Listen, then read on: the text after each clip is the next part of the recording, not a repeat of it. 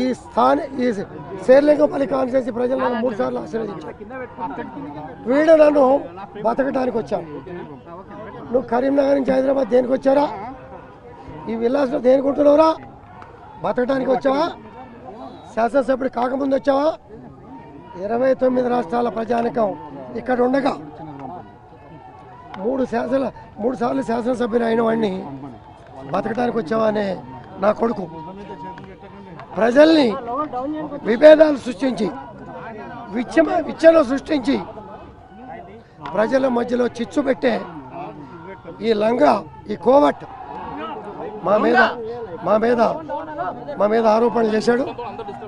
11 గంటలకి నీ ఇంటికి వస్తా.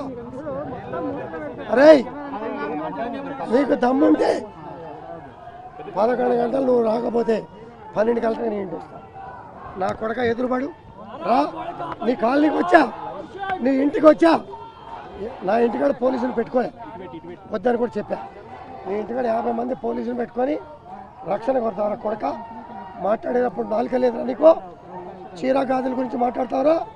మహిళల్ని కించపరిచే విధంగా మాట్లాడతావురా?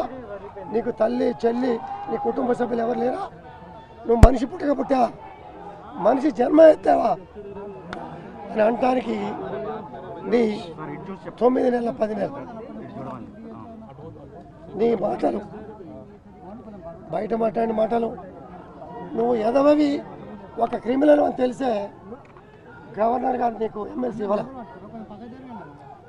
గవర్నర్ గారు నీకు కూడా కించపరిచే విధంగా నువ్వు మాట్లాడు.